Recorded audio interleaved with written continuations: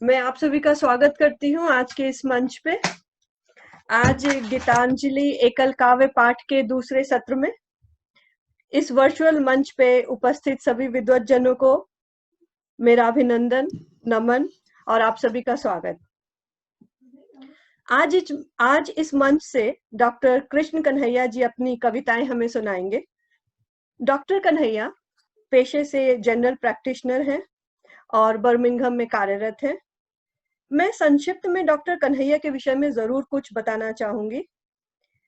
आपको कविता, शायरी और गजल के साथ साथ संगीत का शौक विद्यार्थी जीवन से रहा है, जो इस समय के साथ साथ और जिंदगी के साथ साथ जुड़ता चला गया।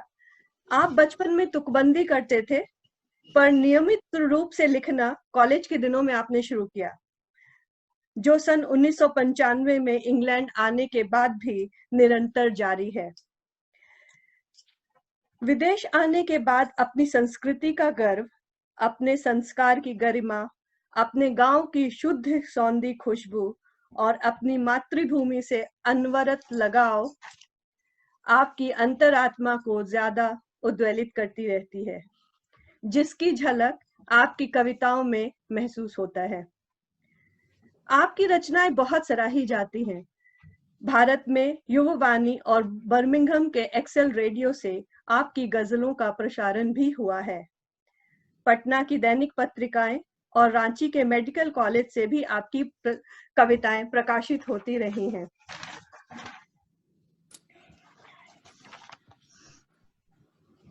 सूरज की 16 किरणें कविता 2007 अभी हाल ही में प्रकाशित हुई थी। दूसरी कविता संग्रह जिसकी संवेदना अभी भी प्रकाशाधीन है। 2011 में गजल संग्रह समुद्र पार हिंदी गजल यूके से प्रकाशित हुई थी। इलेक्ट्रॉनिक पत्रिका अनुभूति से नियमित रूप से आपकी कविताओं का प्रकाशन होता रहा है। भारत की पत्रिका देशांतर में 2013 में आपकी कविताओं का प्रकाशन हुआ। आपकी एक गजल संग्रह और एक मुक्तक संग्रह का भी प्रकाशन हो चुका है। आप फेसबुक पे लगातार 5 वर्षों से लगातार एक मुक्तक लिखते हैं और उसका प्रकाशन होता है।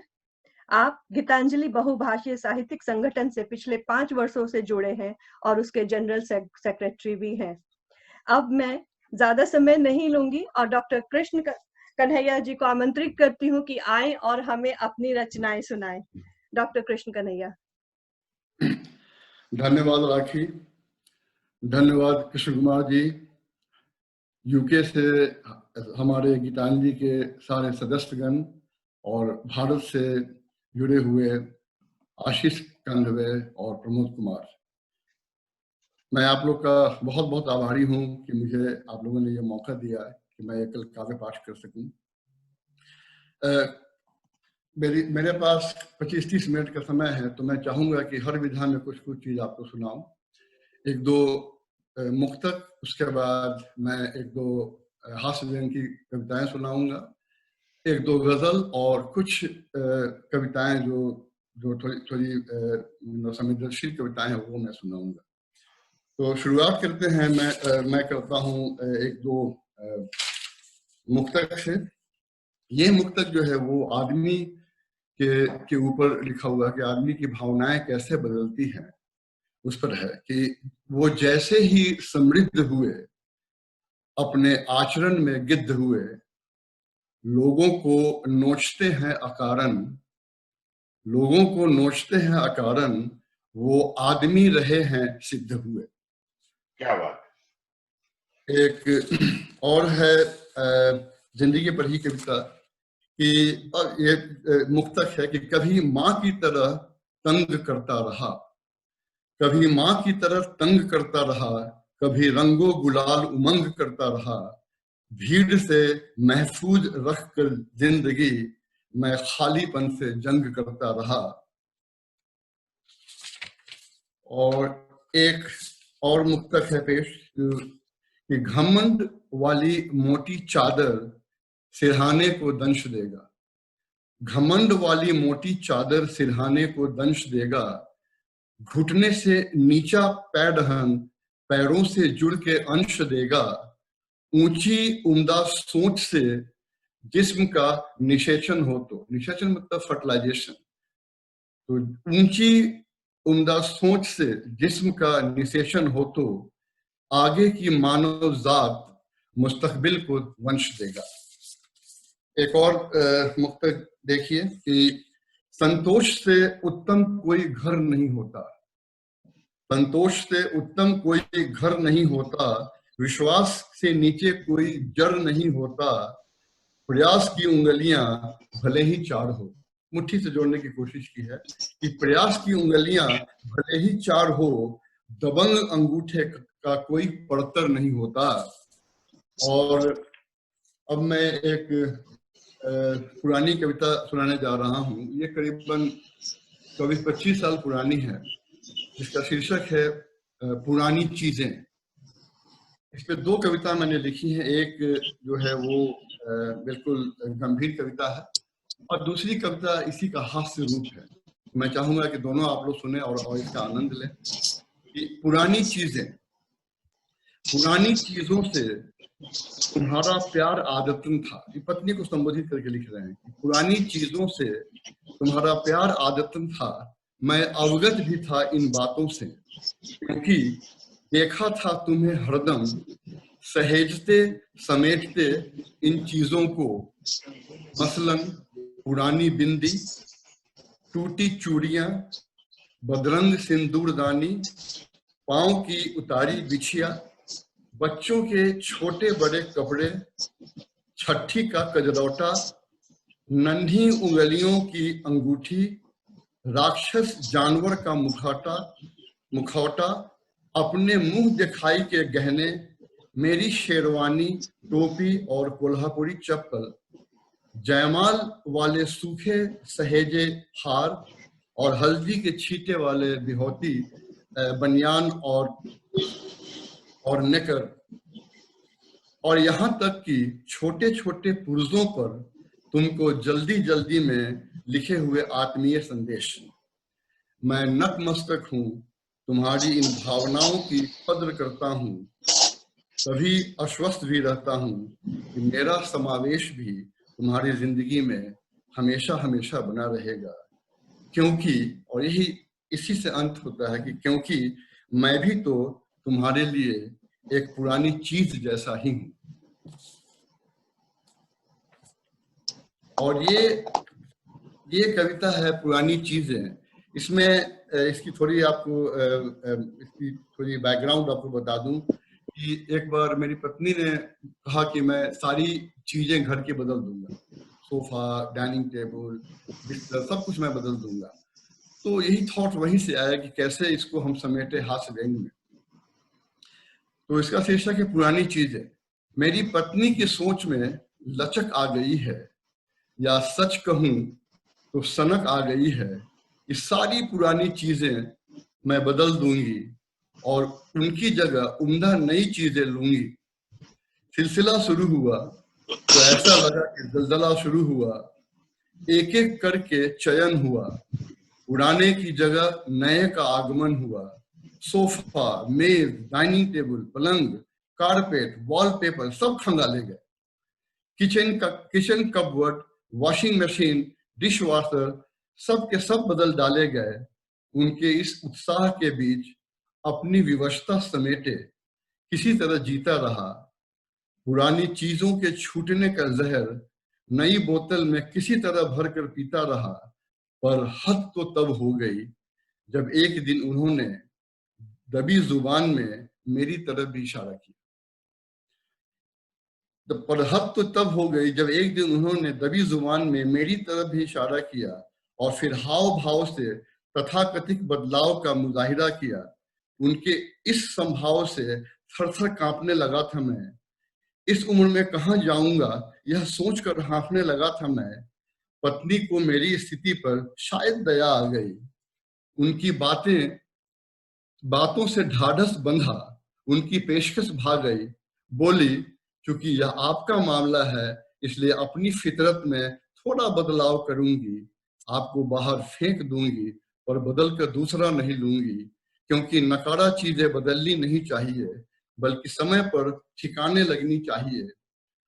और अब तो हजरात जिल्लत के घूंट पी रहा हूँ और तभी से इस दहशत के साये में जी रहा हूँ कि इन फेंके हुए चीज को कचरे वाले उठाकर ले जाएंगे, मशीन से दबाकर निचोड़ कर अपना कंपोस्ट बनाएंगे। पर इस मर मिटने में भी पराक्रम की एक उम्मीद बाकी है, जो मेरे सुनहरे भविष्य की झांकी है। क्योंकि गार्डनिंग की शौकीन मेरी बीवी के हाथों बाद में ही सही जरूर मेरा उद्धार होगा। वो मुझे छुएंगी तो उनके हाथों का दीदार होगा, गमले के हवाले करेंगी तो फूलों में निखार आएगा, मरणोपरांत ही सही उनको हम पर प्यार आएगा। मेरे मिटिया मेट होने के बाद भी उनके स्पर्श से मेरे जीवन की बगिया खिल उठेगी, सुगंध की अतिरेकता से फिर जिंदगी मिल जाएगी, चाहे मैं अस्तित्व विहीन क्यों ना हो जाऊं और पंच तत्व में विलीन क्यों ना हो जाऊं, पंच तत्व में विलीन क्यों ना हो जाऊं। धन्यवाद। एक और हास्य व्यंग की कविता है, उसका शीर्षक है मूंछ। नॉर्मली जब मैं अमूमन हास्य व्यंग की कविता पढ़ता हूं तो मैं 4 पंक्तियां अपनी पत्नी को हमेशा समर्पित करता हूं, क्योंकि कुछ हमारे मित्र ऐसे हैं जो कभी कभार मेरे घर जाके उनको बोल देते हैं कि आज आपके बारे में डॉक्टर साहब ने बड़ी बातें बताई हैं। तो ये 4 पंक्तियां अपनी पत्नी को समर्पित करके तब मैं मूंछ के बारे में बतलाऊंगा कि पत्नी को समर्पित है कि जीवन का संज्ञान तुम ही हो, अंतर मन अभिमान तुम ही हो, नश्वर और निर्जीव देह में बसने वाला प्राण तुम ही हो। और एक दूसरी 4 पंक्ति है कि वह दिल बनकर जिगर में रहती हैं, वह दिल बनकर जिगर में रहती हैं, हम सफर बनकर सफर में रहती हैं, करोड़ों की भीड़ में है एक अकेली, करोड़ों की भीड़ में है एक अकेली, उनकी आंखें मेरी नजर में रहती है। तो आते हैं मूछ कविता पर। मूछ की भी थोड़ी सी भूमिका मैं देना चाहूंगा कि 20-25 साल पहले हमारे एक मित्र हैं, घनिष्ठ मित्र हैं, वो हिंदुस्तान से यहाँ आए इम्तिहान देने के लिए। तो MRCP का इम्तिहान होता है, तो उसको पास करने में उनको दिक्कत हो रही थी।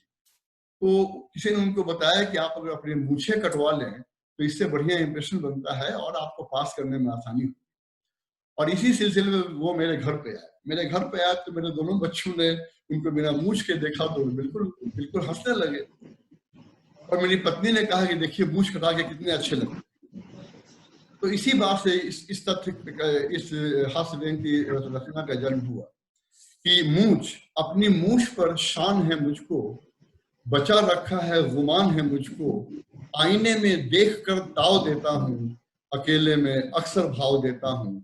और हाल फिलहाल में एक अजीब किस्सा हो गया, मेरी शांत गृहस्थी का विकराल हिस्सा हो गया। मेरे एक करीबी मित्र ने अपनी मूछें कटवा दी और अपनी निमुछिया शक्ल मेरी पत्नी को दिखा दी। बस समझो कि कुहराम हो गया, मेरा जीना हराम हो गया। सवेरे शाम पत्नी यही झंझट लगाए रहती है कि सफा चट करवा दो, यही रट लगाए रहती है। बड़ा धर्म संकट हो गया है मित्रों, मामला विकट हो गया है मित्रों। शादीशुदा पति के रूप में अपनी पूंछ तो पहले ही कटवा चुका हूं मैं, कर्तव्य परायण पति के रूप में अपना नाम पहले ही दर्ज करा चुका हूं मैं।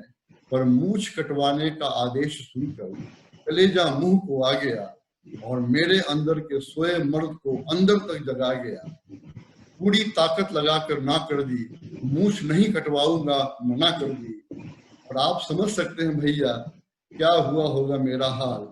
जीरा बख्तर पहन लिया है, हाथ में ले लिया है ढाल। मेरा बयान सुनकर पत्नी का गुस्सा 7वें आसमान पर था। इधर मेरा खाली सीना और अनगिनत तीर उनकी कमान में था। उन्होंने वाक्यों का बाण दनादन दागा और मैं बचाव में दुम दबा कर सर पर भागा। पर हमेशा की तरह पछाड़ दिया गया था, अकारण ही लथाड़ दिया गया था। सीने पर चढ़कर पत्नी बोली, इन मुआ मूछ का क्या फायदा, घर में तो हमेशा भीगी बिल्ली बने रहते और इन दू पैसवा मूछ पर किस बात का तंत्र। उन्होंने जब सच से मेरा परिचय करवाया तब जाके मेरी अकल ठिकाने आया कि पति चाहे मूछ का हो या बिना मूछ का क्या फर्क पड़ता है। वैवाहिक दगड़े में बैगन की तरह इधर से उधर ही तो लुढ़कता है। मैंने दलील दी कि मैडम, मेरी यह मूछ तो बाहर वालों के लिए बस एक झांकी है। लोग धोखा खा जाते हैं कि इसमें अब भी पुरुषत्व बाकी है।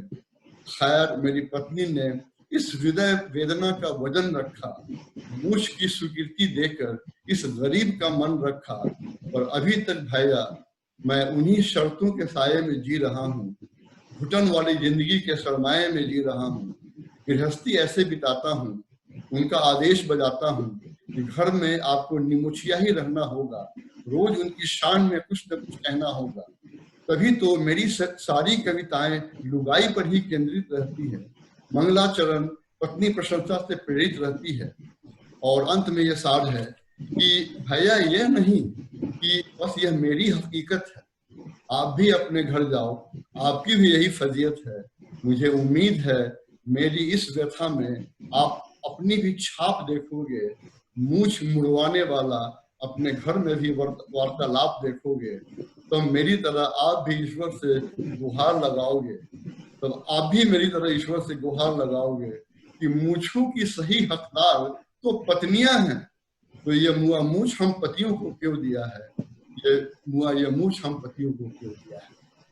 धन्यवाद। अब मैं राखी, समय है ना?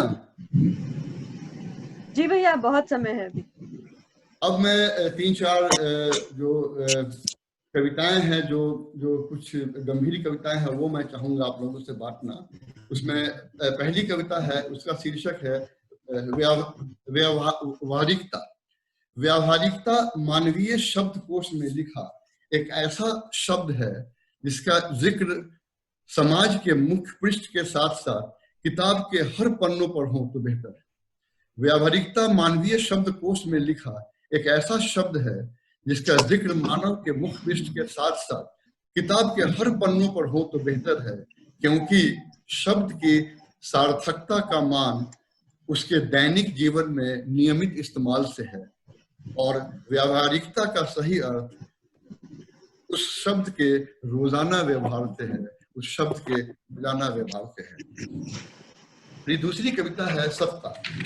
सत्ता को छोटी सी कविता है, इसमें मैंने सत्ता को जोड़ने की कोशिश की है आज के परिवेश से, कि कैसे गुंडे मवाली इसका इस्तेमाल करते हैं, कैसे इसका जो इस्तेमाल है वो आम आदमी की अपेक्षाएं खा जाता है, उसके लिए है। तो शीर्षक है सत्ता। सत्ता सच के सिंहासन से उतर आई है, गुंडे व्यापारियों की मंडी तक चल आई है, आम आदमी की अपेक्षाएं खा गई हैं। इसे परिवर्तन का नाम देना उचित होगा या राजनीतिक नपुंसकता का? इसे परिवर्तन का नाम उचित देना होगा या राजनीतिक नपुंसकता का? तीसरी कविता है प्रामाणिकता। प्रामाणिकता में आदमी को they want their own existence to find, तो उसको हमने जोड़ा है कि प्रामाणिकता पुरखों से ढोता इंसानी वेश अपने अनुसार बदलने में माहिर है आदमी। प्लीज आप लोग म्यूट रखें। पुरखों से ढोता इंसानी वेश अपने अनुसार बदलने में माहिर है आदमी, तभी आधुनिक परिवेश में ढोंगी के वेश में फल फूलता है आदमी। खुदगर्जी का मामला हो या खुद दिल जला हो, अपने लिए सोचता है, खुद को बेहतर बोलता है, और विडंबना देखो कि जो खुद आदमी नहीं है वो दूसरों से आदमी होने की प्रामाणिकता मांगता है। और इस कड़ी की चौथी कविता है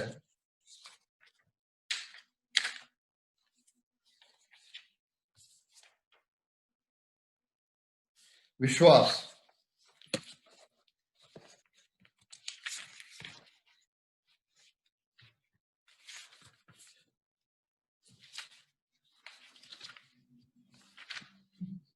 कन्हैया, जीभ कान वाली कविताएं जरूर सुनाइएगा। कौन वाली? जीभ की, कान की, जो आपकी वो कविताएं, वो अजीब व गरीब कविताएं, उनको जरूर सुनाइएगा प्लीज। तो ठीक है, मैं उसको खोलता हूँ। तब तक ऐसा करते हैं कि उसको हम खोल लेते हैं, तब फिर इस बीच में आपको हम सुनाते हैं एक विश्वास की कविता की, वो मैं चाह रहा था कि आपको सुना दूं। विश्वास। विश्वास। तेरा विश्वास तोड़कर मैं खुश नहीं होता, बल्कि जार जार रोता हूं, क्योंकि तेरे साथ का साथ कम होता है और धोखाधड़ी हर कदम होता है। प्रलोभन का पुरस्कार पाकर, रिश्वत का आहार खाकर, बुरे वक्त की परिकल्पना मुझे डरा जाती है, अनिश्चितता के थपेड़े खिला जाती है। इसलिए झूठ का साथ निभाता हूँ, अपने विश्वास का विश्वास तोड़ता चला जाता हूँ, तोड़ता चला जाता हूँ। एक दो गजल सुना देते हैं, उसके बाद मैं उसको जो कृष्ण जी ने कहा है उसको मैं ढूंढ के निकाल के मैं आपको सुनाऊंगा। कि ये गजल जो है, ये दो छोटी छोटी गजल है। कि पहली गजल है कि क्षण क्षण बदलाव से डर लगने लगा है, क्षण क्षण बदलाव से डर लगने लगा है, अब तो अलगाव से डर लगने लगा है। और दूसरा शेर देखें कि इंसानी झील में पत्थर फेंक डालो, इंसानी झील में पत्थर फेंक डालो, जाहिल ठहराव से डर लगने लगा है। और ये दूसरा शेर देखें कि इंसानों के लहू को लहू लुहान देखा, खूनी पथराव से डर लगने लगा है। और देखिए कैसे गांव सिमट रहा है और शहरें बढ़ रही हैं। उस पर ये दो पंक्तियां हैं कि रोजाना ही बढ़ती है भीड़ शहर में, रोजाना ही बढ़ती है भीड़ शहर में, गुम होते गांव से डर लगने लगा है। और ये मख्ता है कि मजहब के ढोल जो हरदम बजाएं, मजहब के ढोल जो हरदम बजाएं, उनके बर्ताव से डर लगने लगा है। और ये दूसरी गजल है कि आकार सिमट कर कद में रहे तो बेहतर है। इसका मतलब है कि आकार सिमट कर कद में रहे तो बेहतर है, ना कि फैल कर बरगद में रहे तो बेहतर है। और ये हाल में 370 और 35A के ऊपर है कि जिसे हिंदुस्तानी जन्नत कहाने पर नाज था, वो कश्मीर मेरी सरहद में रहे तो बेहतर है। और जो संसद में जो कोलाहल और जो उठा पटक जो होती है, उस पर ये दो पंक्तियां हैं कि जो हमारे गणतंत्र का पावन पवित्र मंदिर है, जो हमारे गणतंत्र का पावन पवित्र मंदिर है, वहां शालीनता संसद में रहे तो बेहतर है। और ये आगे का शेर देखिए कि फरिश्तों की उड़ानें बहुत ऊंची होती होगी, फरिश्तों की उड़ानें बहुत ऊंची होती होगी, इंशा शराफत की हद में रहे तो बेहतर है। और आखिरी ये जो मक्ता है वो महंगाई के ऊपर है कि आसमां चूमती है यह गगन चुंबी महंगाई, आसमां चूमती है यह गगन चुंबी महंगाई, कमाई का खर्च आमद में रहे तो बेहतर है, कमाई का खर्च आमद में रहे तो बेहतर है। एक कविता मैं अपनी पुस्तक किताब जिंदगी से चाहूंगा आप लोगों से बांटना कि मैं जिंदगी को किस रूप में देखता हूँ, तो उसको मैंने समेटने की कोशिश की है। मुलाजा फरमाइए कि जिंदगी सिर्फ कागजों पर जीना नहीं होता, जिंदगी सिर्फ कागजों पर जीना नहीं होता, उसके लिए व्यवहारिक ज्ञान और रेखांकित प्रयास की जरूरत होती है। तालीम की ईंट, तालीम की ईंट शुरुआती नींव तो दे सकती है, पर समुचित मजबूत ढांचा और कुशलता की इमारत तभी खड़ी हो पाती है जब प्रयास का अनुपात सही हो। परंतु जीवन यापन के लिए इतना ही पर्याप्त नहीं होता, परंतु जीवन यापन के लिए इतना ही पर्याप्त नहीं होता, कुछ और संभावनाएं तलाशनी होती है। मसलन दीवारों पर मेहनत का तैलीय रंग, जमीन पर अहमियत का फर्श और रोशनदान से आती तजुर्बे की रोशनी, ताकि हर दिन एक नई सुबह आए और जिंदगी की किताब में एक सार्थक पन्ना हर दिन जुड़ता जाए, हर दिन जुड़ता जाए। अब कृष्ण जी की की गुजारिश है और उनका निवेदन है, तो मैं अभी इसमें ढूंढ के निकालता हूँ, मेरे कंप्यूटर में है, इसलिए उसको डाउनलोड करना पड़ेगा। तो मैं एक दो कविताएं उससे आपको सुनाना चाहूंगा, थोड़ा सा आपको ध्यान रखना होगा। तो ड्राफ्ट,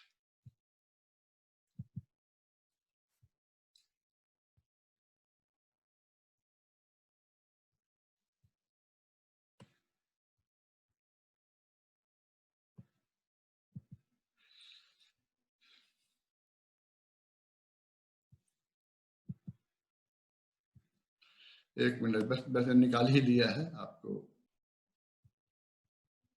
एक्चुअली मैं, अगर मुझे पता होता कि कुसुमा जी की गुजारिश रहेगी तो मैं तुरंत उसको निकाल के रखता। और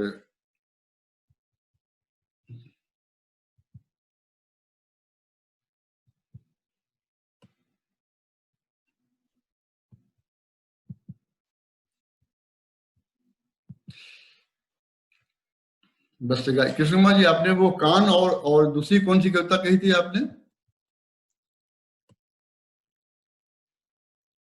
कुसुमा जी, आपने कान और दूसरी कौन सी कविता कही थी? जीभ। जीभ, अच्छा ठीक है, कान और जीभ।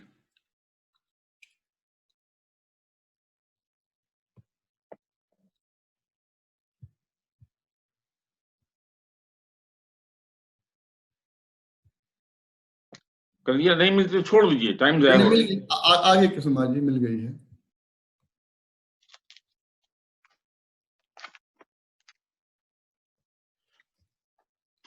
हाँ, कान। इसमें ये मेरी दूसरी जो जो जो अगली किताब जो आ रही है, इसकी किताब संवेदना की, उससे ये कविताएं हैं, जिसका शीर्षक है कान। और मैंने हमेशा उसको मेडिकल साइंस से हमेशा मैं जोड़ता हूँ उसको। तो कान, तुम ज्ञानेंद्रियों में सबसे महत्वपूर्ण हो, क्योंकि सिर्फ दूसरों की सुनते हो, अपना नहीं सुनाते। पर यह चुनाव नहीं कर पाते कि अच्छा ही सुने या बुरा भी सुने। और सिर में तुम्हारा स्थान आंखों की दोनों ओर होता है कान।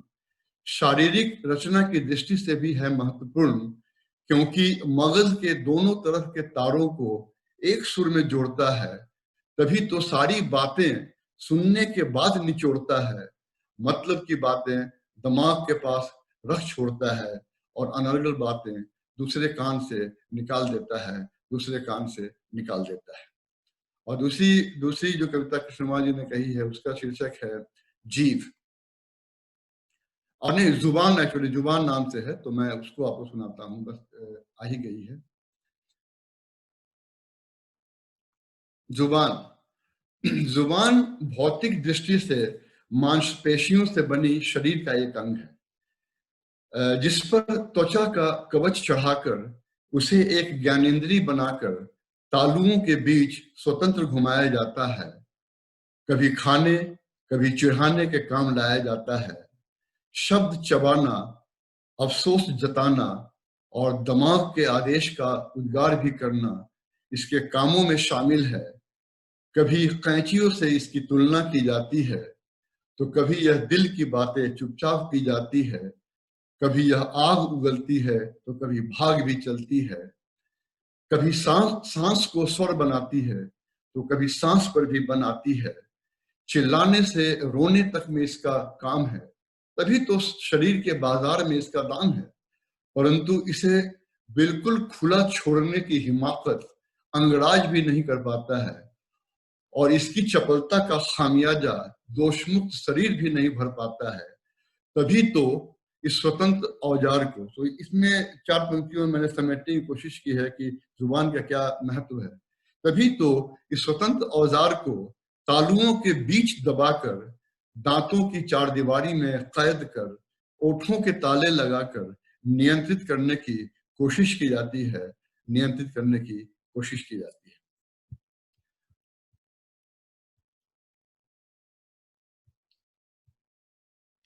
या तो धन्यवाद। हमने अपनी रचना सुना दी है, हमको लगता है कि दैट्स इनफ।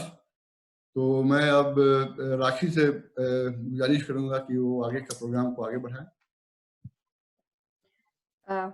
भैया अभी एक आध और कविता सुनने हो की सकती है। गुंजाइश है। हाँ, तो ठीक है, प्लीज एक आध और सुनाए, फिर हम लोग आगे बढ़ते हैं। ठीक है भैया जी। वो वाली कविता सुना दो जो ऊँट वाली है, बहुत नहीं, बढ़िया मैं कविता। कौन वाली? ऊंट? ऊँट वाली, जब दुबई अच्छा दुबई की कविता। अच्छा, ठीक है, ठीक है, ऊंट वाली कविता सुनाते हैं।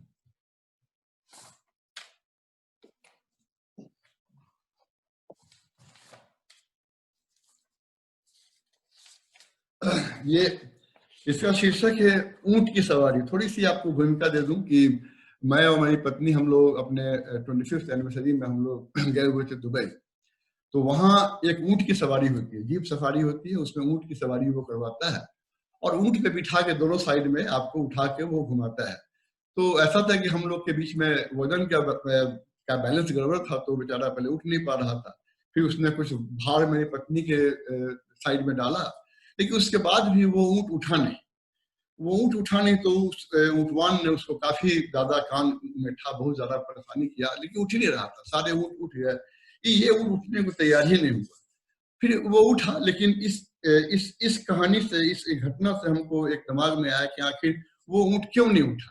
तो उसको मैंने हास्य व्यंग से जोड़ने की कोशिश की है। इसका शीर्षक है ऊंट की सवारी। दुबई हॉलीडे के दौरान श्रीमती जी और श्रीमान जब ऊंट सवारी का मौका आया तो उत्तेजना हुई, पर मन भी घबराया।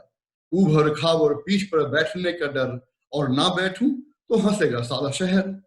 किसी तरह दिल को बहला फुसलाकर, पत्नी की एक दो झिड़की खाकर, खुद को इस आत्महत्या के लिए तैयार तो कर लिया, पर आगे के प्रकरण ने एक नया ही मोड़ ले लिया।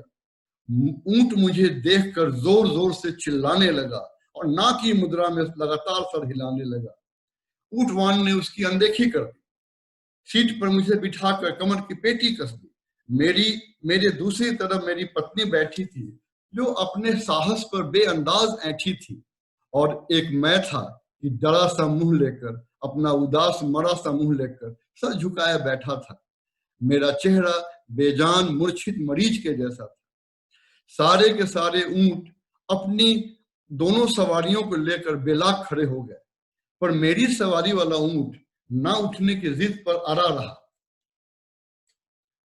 प्यार मोहब्बत, डांट फटकार, कान की ऐठा ऐठी, डंडे के इजहार के बाद भी जब ऊंट न झूमा तो ऊंटवान का माथा घूमा। जब कोई तिक्रम काम न आई तो उसने मुझसे आंखें मिलाई, सवाल पूछा, महानुभाव, क्या आपकी नजर में कोई कारण है दूजा? अब तक मैं सब जान गया था कि इसकी तह मैं हूं पहचान गया था। आगे की यात्रा हो सके पूरी, इसलिए मैंने अपनी मौन व्रत तोड़ी, आदमी का मुखौटा मंगवाया और उसे अपने भयभीत चेहरे पर डलवाया। मुखौटा लगाते ही सब कुछ सामान्य हो गया। मेरे ऊंट को उठकर सबके साथ चलना मान्य हो गया। सोचा जान बची लाखों पाए, और लौट के जब घर को आए तो पत्नी की भ्रिकुटी तनी हुई थी और प्रश्नवाचक स्थिति बनी हुई थी। फिर आदेश आया और उन्होंने फरमाया कि आप पहेलियां ना बुझाइएगा। आदमी के मुखौटे से ऊंट के गतिरोध का क्या कारण था, स्पष्ट बतलाइएगा। पहले तो मैं कुछ नहीं बतलाऊंगा, इस जिद पर अड़ गया, और बाद में पत्नी के आतंक से इस कदर डर गया कि बतलाना ही पड़ा कारण, क्यों किया था आदमी का रूप धारण। मैंने जब उनकी उनकी उनके कान में सच फुसफुसाया तो एक पल को उनका भी सच चकराया कि इतने बड़े सच से वो अनजान थी। एक प्राणी के साथ 25 साल जीवन बसर करने वाली नारी सचमुच में नादान थी।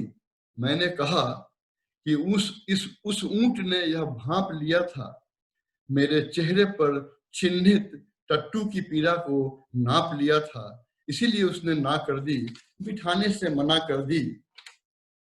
क्योंकि जानवर को अपनी पीठ पर नहीं बिठाता है, क्योंकि जानवर को अपनी पीठ पर नहीं बिठाता है, इससे उसका आत्मसम्मान गिर जाता है।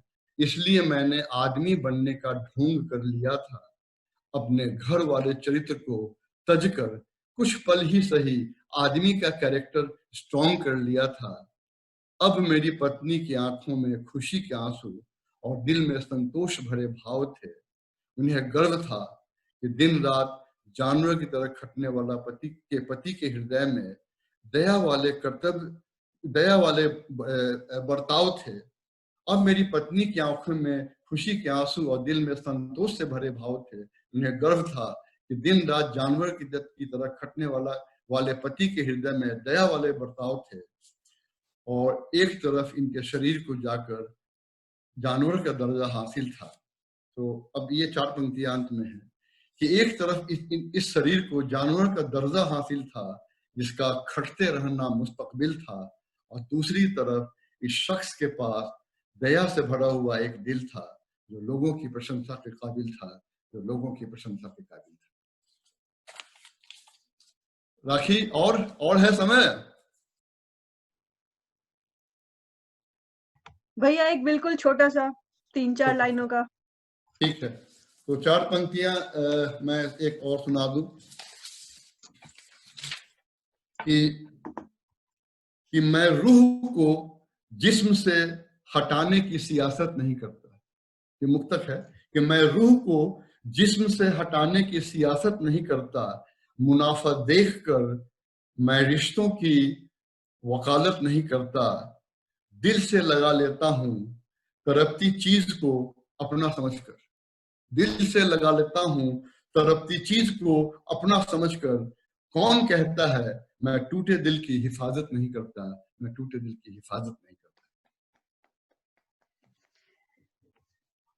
आपका ठीक बहुत बहुत धन्यवाद डॉक्टर कन्हैया। आपने बहुत ही अच्छी कविता सुनाई, और जो मेरे मन में था वो सारा डॉक्टर कृष्ण कुमार जी ने बोल दिया। और आपकी ऊंट की सवारी की कविता, ये वाली मैंने पहली बार कॉन्सुलेट ऑफिस में सुनी थी और मुझे बहुत पसंद आई थी। मैं बोलने वाली थी तब, चलिए आज फिर से मौका मिला सुनने का। आपका बहुत बहुत धन्यवाद। और अब मैं डॉक्टर कृष्ण कुमार जी को बुलाना चाहूंगी कि वो कुछ कहें। धन्यवाद राखी, बहुत ही सुंदर कार्यक्रम। और कृष्ण कन्हैया का वाचन इतना सुंदर था, इतना प्रभावी था, और कविताओं के चयन के अनुकूल था। बधाई डॉक्टर कृष्ण कन्हैया, जिनके कंधों पर मैंने गीतांजलि रख दी है और लेकर के इसको चले हुए हैं, और आगे आने वाले 20-25 साल तो कम से कम डॉक्टर कृष्ण कन्हैया लेकर चलेंगे ही, और इसी तरीके लोगों को भी प्रोत्साहन देते रहेंगे। डॉक्टर कृष्ण कन्हैया, गीतांजलि बहुभाषी साहित्यिक समुदाय की ओर से बधाई है। धन्यवाद।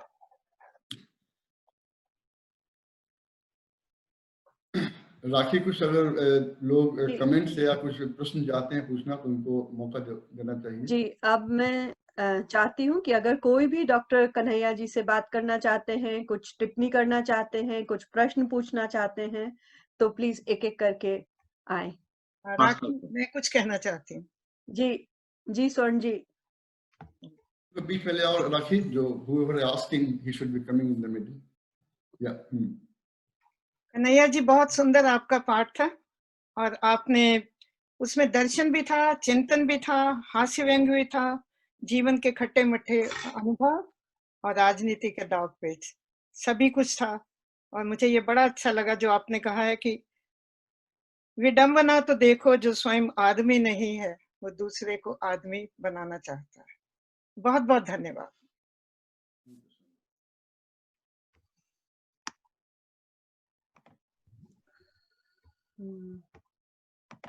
राखी जी, उषा जी का स्वागत है।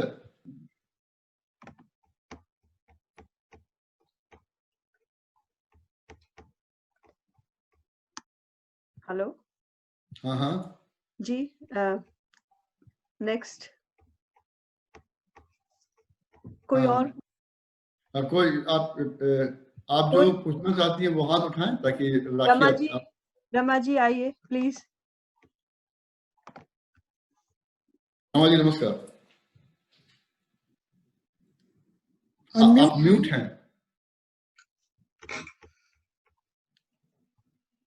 रमा जी, आप अनम्यूट कीजिए अपना।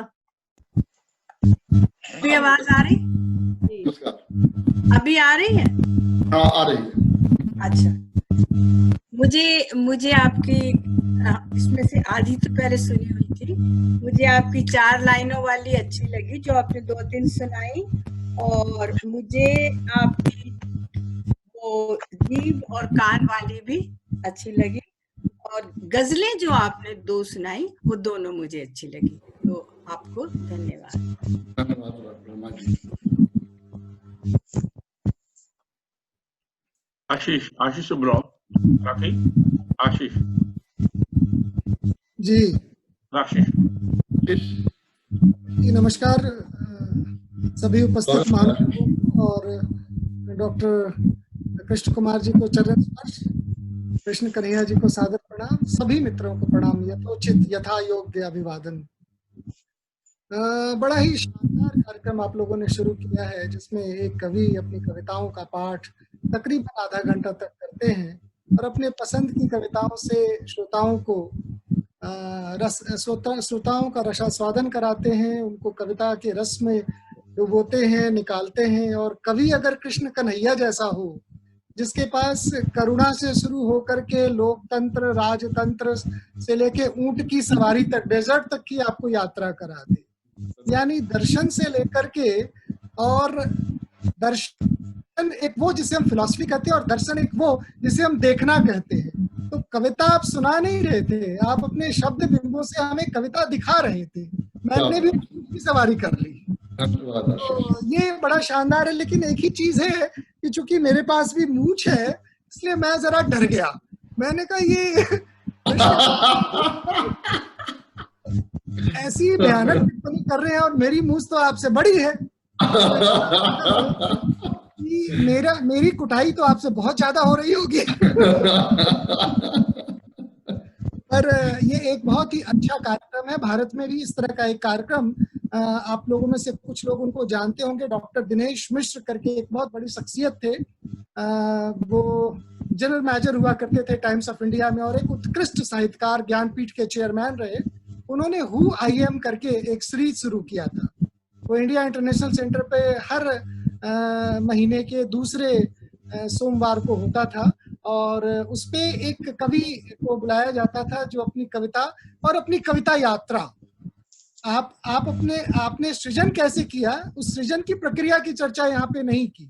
तो मैं चाहूंगा कि अगली बार से जिनको बुलाया जाए उनके सृजनात्मक प्रक्रिया के बारे में भी 10 मिनट जानकारी मिले, तो उनकी सृजन यात्रा, उनकी सृजन के संघर्षों के बारे में भी लोगों को पता चलेगा। और जो नए लोग हैं, जो नए पाठक हैं, जो नए श्रोता हैं, उनका मार्गदर्शन भी होगा। मैं कृष्ण कन्हैया, बहुत बढ़िया सुझाव है आशीष, बहुत बढ़िया सुझाव है। कृष्ण कन्हैया जी की ही 4 पंक्तियां उन्हीं को कह रहा हूँ। मैंने कभी पढ़ा था और उसको मैंने अपने मोबाइल में सेव कर रखा था कि बदले माहौल में, आप ही का शेर है, बदले माहौल में ऐसा बर्ताव होगा। मैं तो मूंछों पे ही अटक जाता हूँ कि बदले माहौल में ऐसा बर्ताव होगा, आंखें बेशर्म पर मूंछों पर ताव होगा। और इसकी जो 2 आगे की पंक्तियां हैं बड़ी लाजवाब हैं कि धरती तुम हौसले का पत्थर तो उठाओ, धरती तुम हौसले का पत्थर तो उठाओ, डर जाएगा आसमां गोया पथराव होगा, गोया पथराव होगा। तो बहुत बढ़िया, बहुत नवाजिश। ऐसा क्या है कि आप उस पत्थर को उठा लो और मूंछ को बड़ी कर लो। बहुत बहुत आभार, नवाजिश। बहुत धन्यवाद। आपकी किताब जिंदगी की मेरे हाथ में है और जब मौका मिलता है इसको मैं पढ़ लेता हूँ। इसलिए नहीं पढ़ लेता हूँ कि मैं कविताएं लिखता हूँ या कविताओं का शौक है, मैं इसलिए पढ़ लेता हूँ कि एक MRCP, एक सर्जन किस तरह की कविताएं अपने विधा से हट करके लिख रहा है। ये मैं दिल्ली में भी कई मंचों से बताता हूँ कि मेरे मित्र हैं कृष्ण कन्हैया, मेरे बड़े भाई हैं, सर्जन हैं और उत्कृष्ट कविताएं लिखते हैं। तो मैं ये कहूँगा कि आप सिर्फ आदमियों के यानी मानवीय रोगों के ही सर्जन नहीं हैं, आप साहित्य के भी अच्छे सर्जन हैं और अच्छे सर्जक हैं। इन्हीं शब्दों के साथ आप लोगों ने बहुत धन्यवाद आशीष करता हूँ। और डॉक्टर कृष्ण कन्हैया, सोन तलवार जी, रमा जोशी जी और जितने भी आदरणीय मित्र सब जुड़े हुए हैं, सबको। शशि माथुर की भी जुड़ी हुई हैं। हमारे, हम सब तो कवि हैं, लेकिन जो कवियों का बाप है हम सबके बीच में, वो हमारे के सिंह हैं। उनको हजारों चीज याद है और नाम भी उनका कविंद्र है। तो उनको प्रणाम करते हुए अपनी वाणी को विराम देता हूँ। बाकी और कोई लोग पूछ लो, और कुछ चाहते हैं लोग बोलना? जी कोई और है? जी कविल भैया प्लीज। के सिंह जी, के सिंह जी, के सिंह को बीच में। हाँ नमस्कार। नमस्कार। मुझे कवियों का पति कहा इन्होंने बाप, और मैं कवियों का इंद्र हूँ एक्चुअली, जिसे कुछ नहीं मालूम है। मगर मैं इतना जरूर कहूंगा, मुझे ज्यादा ज्ञान नहीं है कविताओं का, ना मैं क्रिटिक हूँ। हाँ, सुनना अच्छा लगता है, अच्छा सुनना अच्छा लगता है। मगर दो बातें, एक आप और आपकी कविताएं, जो मेरा रिएक्शन है, पहली बात तो आप इतने सहज सुलझे हुए इंसान हैं कि आपका विचार आते ही मन में आम आदमी नॉर्मली प्रसन्न हो जाता होगा। एक खुशी की चीज, मतलब आप बड़े रिलैक्स्ड और बहुत अच्छा सरल स्वभाव है आपका, और कविता भी उसी तरह से आपको बहुत सहज आती है, जिस ढंग से वो निकलती है। और मैं क्रिटिक नहीं हूं, मगर मैं एक चीज जरूर कहूंगा, चूंकि मैं उर्दू पोइट्री का बड़ा शौकीन हूं, कि जब आप कविता को खत्म करें तो उस समय भी वही जोर रखें जब जिस जोर पे आप शुरू करते हैं। आप अक्सर जब खत्म हो रही होती है तो उसको जल्दी जाने देते हैं, उस जगह पर पॉज जरूर लाइएगा। और तीसरी बात आपकी, मतलब मैं फिर वही कह रहा हूं कि ये मेरा विचार है कि आपके अंदर वो सब काबिलियत है जो शायद आप ट्राई करें तो आप एक बहुत अच्छे आश्रु कवि भी बन सकते हैं। आपके पास शब्दों का इतना बड़ा खजाना है और तुकबंदी की आपके अंदर बहुत जबरदस्त प्रतिभा है। अगर आप रोज 4-6 लाइन फेसबुक जैसे पे लिख सकते हैं तो आप किसी भी संचालन में एक आश्रु कवि की जो भूमिका है, आप कभी प्रयास कीजिएगा और मुझे उम्मीद है कि आप सफल होंगे। मेरा सौभाग्य था आप सबके बीच में बैठा। बिल्कुल, बहुत आपकी सब बातें मैं बिल्कुल याद रखूंगा। और ये साले साहब है जोरू के भाई, तो इनका हक बनता है छेड़ने का, तो थैंक यू आपको भी। बिल्कुल, नमस्कार। और कोई? शशि बहन? हाँ जी नमस्कार। मैं आपको चाहेंगे बोलना? हाँ जी, हाँ मैं बोलना चाह रही हूँ। हाँ आप हम लोग सुन पा रहे हैं आपको। आप सुन पा रहे हैं। मैंने कहा भाई बधाई हो बहुत बहुत। किस कौन सी कविता की बड़ाई करूं, मैं तो धन्य हो जाती हूँ। सबसे बड़ी चीज ये कहूंगी, भाई तो सभी के होते हैं, लेकिन आप जैसा भाई नहीं देखा जो मेरे नसीब में मिला। आपने मुझे ऐसा सौभाग्य दिया है, और आपकी कविताएं सुनने का तो जो सौभाग्य मिला है, आपने गागर में सागर भर दी।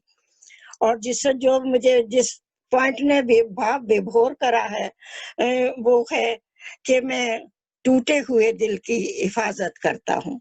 तो आप पेशे से तो हैं ही प्रैक्टिशनर, तो आप तो सच टूटे हुए दिलों को सहारा देते हैं। बहुत बड़ा दायित्व है, हर एक नहीं कर सकता। इसी के साथ मैं सबको नमस्कार करते हुए समाप्त करती हूँ चंद शब्दों में। धन्यवाद।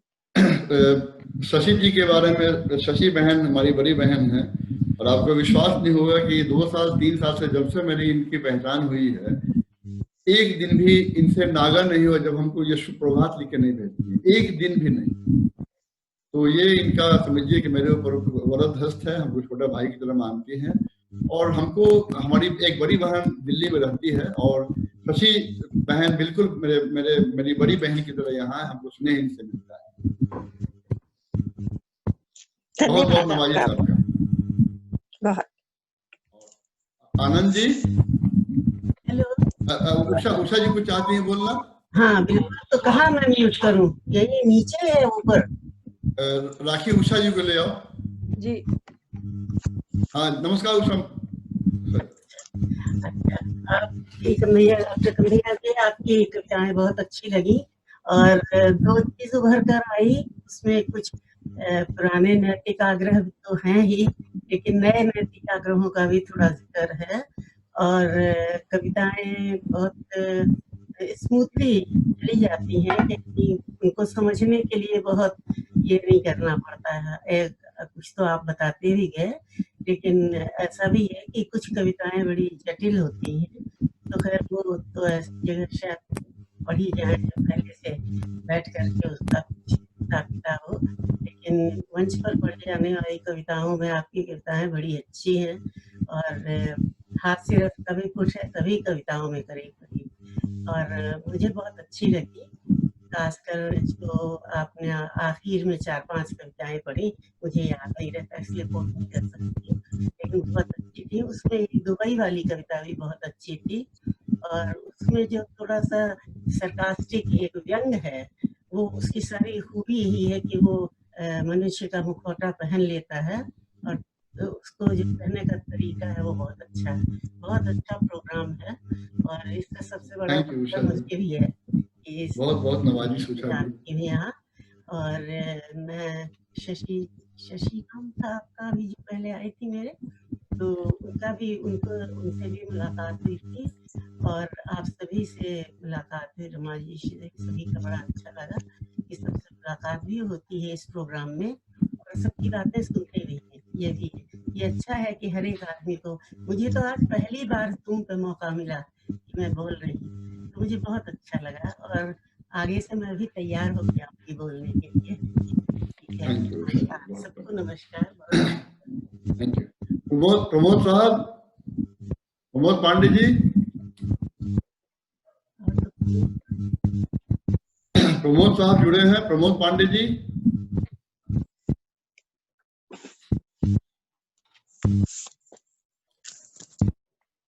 आनंद जी भी हैं जुड़े हुए। अच्छा, रमेश भाई नमस्कार।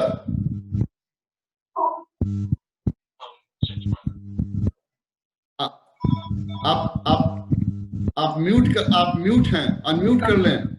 बहुत बहुत धन्यवाद कन्हैया जी, बहुत अच्छा है कविताएं आपने पढ़ी है, मैं प्रशंसा ही कर सकता हूँ।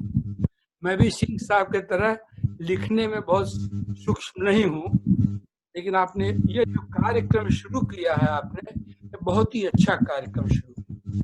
मुझे आशा है कि राष्ट्रीय सभा से अंतरराष्ट्रीय होगा। बहुत बहुत धन्यवाद, बहुत खुश।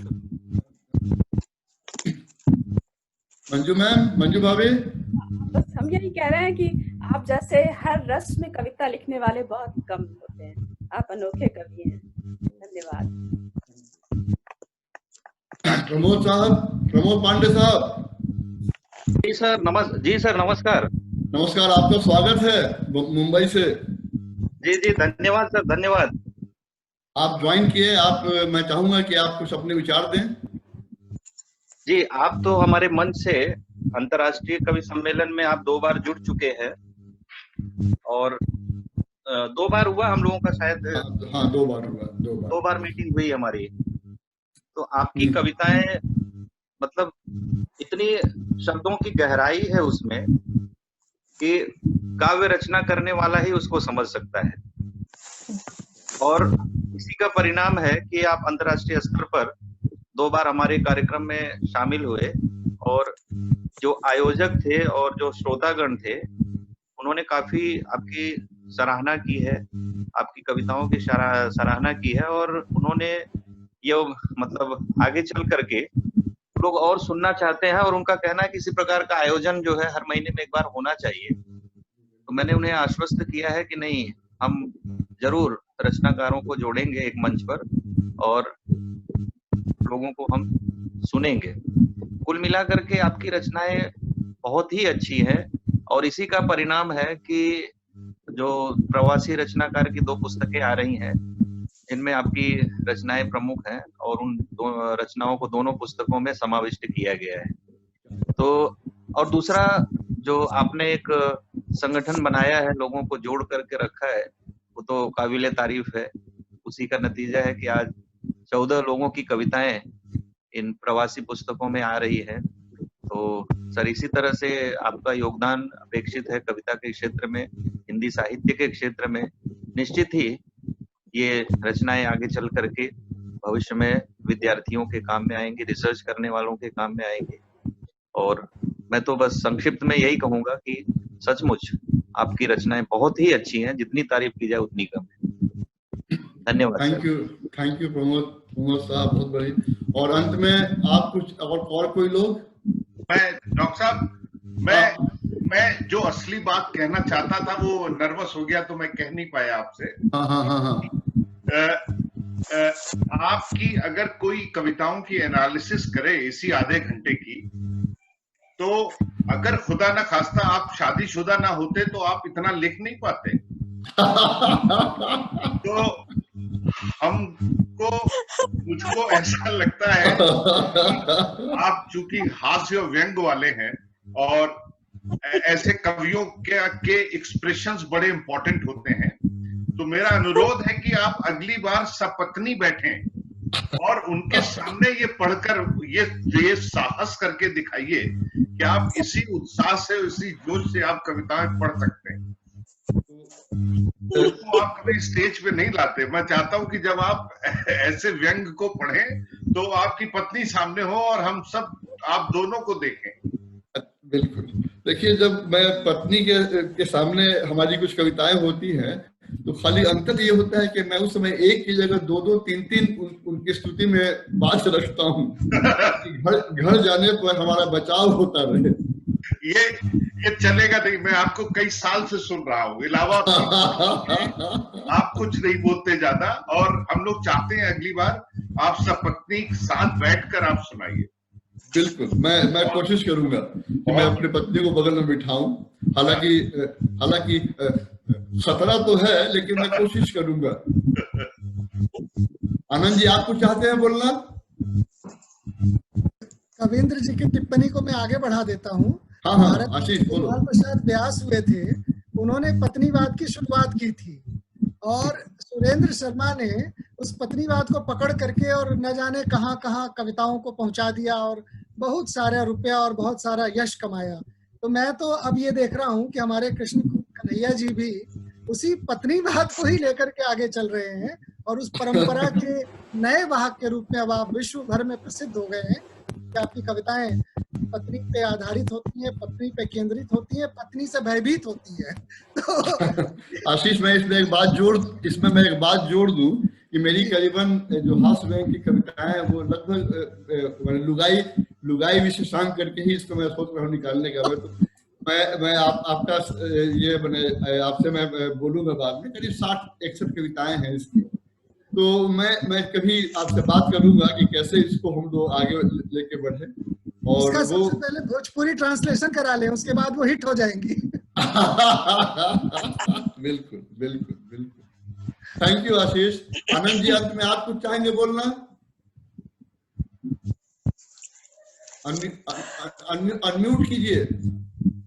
अनम्यूट कीजिए सर,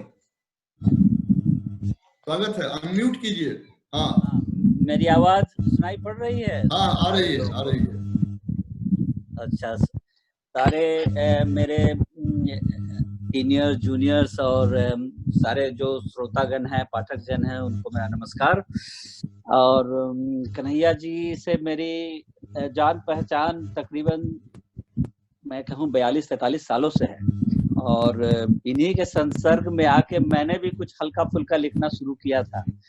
हालांकि मेरी कमिटमेंट उतनी नहीं है जितनी इनकी है, तो इनके कमिटमेंट को मैं हमेशा नमस्कार करता हूँ। और हमेशा मैंने देखा है इनके अंदर एक बड़े कवि को, तो हमेशा मैं इनकी तारीफ करता हूँ। कभी कभी इनको लगता है कुछ ज्यादा तारीफ हो रही है, मगर इस तारीफ के ये काबिल हैं। और सही बात है, आशीष जी ने बोला कि अगर कोई इनकी भोजपुरी में हो तो आपकी बहुत सराहना होगी और भी ज्यादा।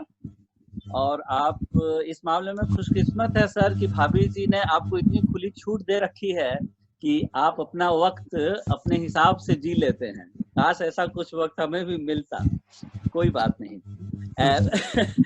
कोई बात नहीं है। लेकिन हाँ, एक बार ऐसे था कि ये बड़े मतलब व्यग्र थे, तो मैंने बोला कि क्या बात है, तो इन्होंने बताया कि 2 लाइनें याद आ रही हैं जो मेरे चाचा है उनकी लिखी हुई थी। तो ये लाइनें यही थी कि आज उनकर ख्याल आइल बा, बिन बुलौले बवाल आइल बा। हाँ, क्या बात है। चीज वही थी कि आप इस भोजपुरी में आ जाए तो और भी अच्छी है। और आपकी तो सारी कविताएं मैंने अमूमन सारी कविताएं आपकी सुनी है और बहुत मतलब कहने की बात ही नहीं है। आप न सिर्फ कविता लिखते हैं बल्कि कविता के द्वारा आप रमण करते हैं, और जो रमण करता हो कविता के द्वारा उस, और वो नहीं कि आप करते हैं बल्कि दूसरे लोग भी आपके साथ करते हैं, तो वो घर बैठे बैठे बहुत सारी चीजें घूम के वो आ जाते हैं। तो ये बड़ी चीज है और आपने मेरे को भी उत्साह बढ़ाया, मेरे लिए भी, मेरे अंदर भी एक कवि को जगाया, छोटा मोटा ही कवि। और सबसे बड़ी बात है कि आप करेक्शन भी कर देते हैं, तो वही कविता लगता नहीं है कभी कि मेरी कविता है, मगर कभी भी आपने उसे अपना नाम नहीं दिया। वो चाहे मेरी बेटी की शादी के समय में अपनी बेटी के लिए आग्रह पे मैंने कविता लिखी थी, मगर जब आपने सजाया तो मुझे ऐसा लगा कि किसी पत्थर को पारस ने छू लिया हो। तो अब तारीफ आपकी क्या करें, आपकी तो हर कुछ दिन पे मुलाकात आपसे हो ही जाती है, मगर यस, आप एक बेहतर इंसान भी हैं। और सबसे बड़ी इनकी तारीफ में मैं यही कह सकता हूँ कि ये रिश्तों को संजोना जाते हैं, ये रिश्ते बनाने में माहिर हैं और रिश्ते निभाने में माहिर हैं। ये बहुत बड़ी चीज है, बहुत बड़ी चीज है। यही हमसे इनसे मैं सीखता रहता हूँ। उम्र में थोड़ा छोटा हूँ इनसे, लेकिन मैं इनसे यही सब सीखता हूँ। तो बहुत बहुत धन्यवाद सर जी मेरे को मौका देने का। इन्हें प्यार से मैं सर जी भी बोलता हूँ। और आपकी कविता तो हर बार मैं सुनता रहता हूँ, बहुत सारी लाइनें आपकी कविता की मेरे दिमाग में छपी हुई हैं। तो अच्छी बात है। मतलब अब मैं आपको यही कह सकता हूँ, अगर थोड़ा समय रहे तो थोड़ा आपके जो ससुर जी भी हैं उनकी भी मैं तारीफ करूंगा कि जो हिंदी मतलब आपका अभी की आपकी हिंदी शैली है, कविता है, थोड़ा उनका भी योगदान रहा होगा, क्योंकि वो भी बड़े माने हुए साहित्यकार हैं। ऐसा मेरा भी मानना है ऐसा, क्योंकि मेरा अपना ख्याल है कि अगर कोई थोड़ा बहुत भी उसमें सजा देता है ना तो वो जादू हो जाता है। पाठकगण इस बात को ध्यान में मुझसे इस बात में इत्तेफाक रखते होंगे, क्योंकि जब लिखा गया था ये मेरे को अभी भी याद है कि दिल ही नहीं, या उमराव जान का जो ये गीत है कि दिल ही नहीं आप मेरी जान लीजिए, फिर एक बार मेरा कहा मान लीजिए। मेरा ख्याल है लोगों ये गीत लोगों की जुबान पे भी चढ़ा होगा। तो ये था कि दिल ही नहीं आप मेरी जान लीजिए, फिर एक बार मेरा कहा मान लीजिए। आप इन लाइनों को सुने और फिर इन लाइन में जो तब्दीली हुई उसकी जादू को देखिए। दिल चीज क्या है, दिल चीज क्या है, आप मेरी जान लीजिए, फिर एक बार मेरा कहा मान लीजिए। देखिए हल्के से ये तराशने का काम कन्हैया जी ने कुछ मेरी लिखी हुई चीजों ने किया, उसका इफेक्ट कुछ ऐसे ही आया है। याद होगा कन्हैया जी आपको कि आपकी एक कविता थी, अभी तो खैर सारी तो मेरी सुनी हुई थी, कि गुलाबों खुश न हो कि बसंत आया है, कुकुरमुत्ते भी अब अंगड़ाई लेने लगे हैं। पर आपके ससुर जी ने इसमें हल्का सा एक संजोग किया। आपकी कविता बहुत अच्छी थी, उन्होंने यही कहा कि गुलाबों खुश न हो कि बसंत आया है, खार भी अब अंगड़ाई लेने लगे हैं। तो ऐसा ये चीजें है ना अंदर से आदमी को विवश कर देती है कि वाह क्या चीज है, क्या चीज सुना। और कोई खुशी दे न दे, बहुत बड़ी खुशी हम लोगों को देती है। और हम लोग बहुत लकी हैं कि आप हैं और आपके माध्यम से हमें तो काफी खुशी मिलती है। तो इन्हीं चंद शब्दों के साथ मैं भी अपनी वाणी को विराम देता हूँ और धन्यवाद आप सब सारे लोगों का और शुक्रिया मेरे को इतना समय देने के लिए, मेरी बात सुनने के लिए। धन्यवाद। राखी, want to end now? और कोई लोग चाहते हैं बोलना कि कैथी, would you like to say something? कैथी आप चाहती है कुछ बोलना?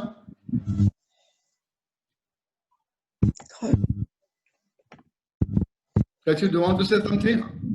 Please unmute. Can you hear me? Yes. Sagar. Yes, we can. Oh, you can. Yeah. Oh, just wanted to say, Unt Ki Sawari. It reminded me of my Unt Ki Sawari. And years ago, I was screaming when I heard that Unt Ki Sawari. And I think the Unt Bichara, he must have been so scared of my screaming. So I really enjoyed listening to that and reminded me of my Unt Ki Sawari. Thank you. Wonderful. Wonderful. I enjoyed other poems as well. I think, Kanayaji, every morning I tell you, what I think about your poems. She always you always like it. You know, I have seen you on the Facebook. आपकी प्रतिक्रिया हमेशा आती है.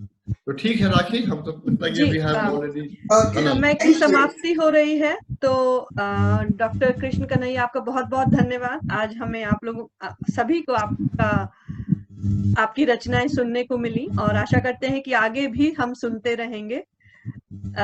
अगले हफ्ते हमारे साथ कविता के रूप में स्वर्ण तलवार जी जुड़ेंगी, तो प्लीज आप सब फिर से जुड़े और स्वर्ण जी को सुने प्लीज.